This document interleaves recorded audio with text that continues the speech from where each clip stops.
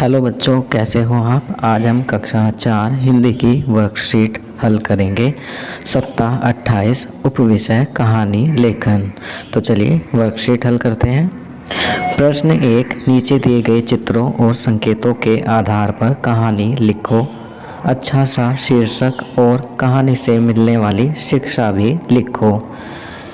बच्चों, यहाँ पर कुछ संकेत दिए गए हैं, आपको इनकी सहायता से कहानी लिखनी है और उस कहानी का अच्छा सा शीर्षक और कहानी से मिलने वाली शिक्षा भी लिखनी है।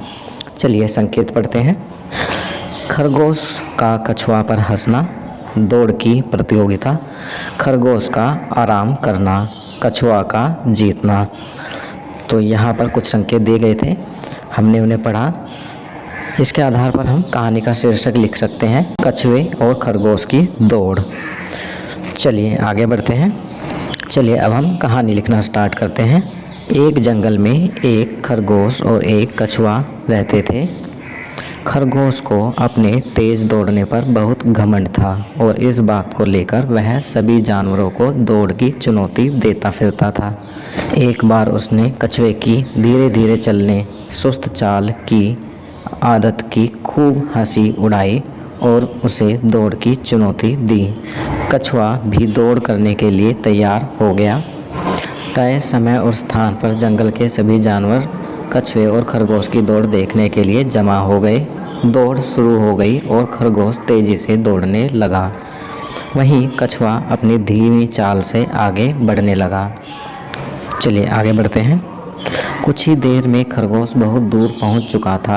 उसे अब पीछे दूर दूर तक कछुआ नजर नहीं आ रहा था। उसने सोचा, क्यों ना थोड़ा आराम कर लिया जाए, क्योंकि जीत तो मेरी ही होगी। और यह सोचकर वह एक पेड़ के नीचे आराम करने लगा और उसे नींद आ गई। चलिए आगे बढ़ते हैं। परंतु कछुआ बिना आराम किए चलता रहा और अपने लक्ष्य तक पहुंच गया और दौड़ जीत ली। सभी जानवरों ने खूब तालियां बजाईं। उधर जब खरगोश की आँख खुली तो वह तेजी से दौड़ा और जीत की रेखा पर पहुंचकर देखा कि कछुआ वहां पहले से ही पहुंचकर दौड़ जीत चुका था। तो बच्चों, इस कहानी से हमें क्या शिक्षा मिलती है? यहाँ पर आप इस कहानी से मिलने वाली शिक्षा लिखेंगे। आपकी सुविधा के लिए मैं यहाँ लिख रहा हूँ। यदि हम लगातार मेहनत करते हैं तो हम किसी भी टैलेंट को हरा सकते हैं। पहली शिक्षा तो ये है, और इसके अलावा भी एक और शिक्षा है कि हमें कभी भी अपने हुनर पर घमंड नहीं करना चाहिए।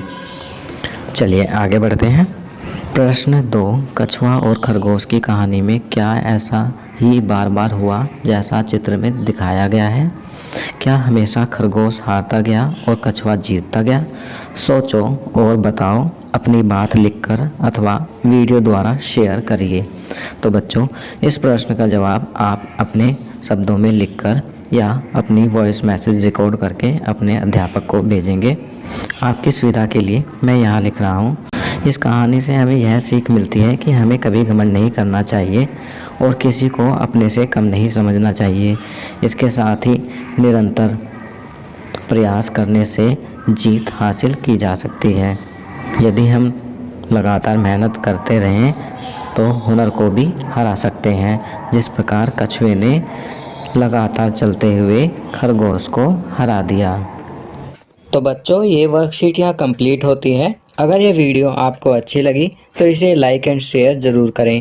अन्य विषयों पर बने हमारे लेटेस्ट वीडियोस को देखने के लिए चैनल को सब्सक्राइब करना ना भूलें और देखते रहिए हमारा channel knowledge kingdom. Thank you.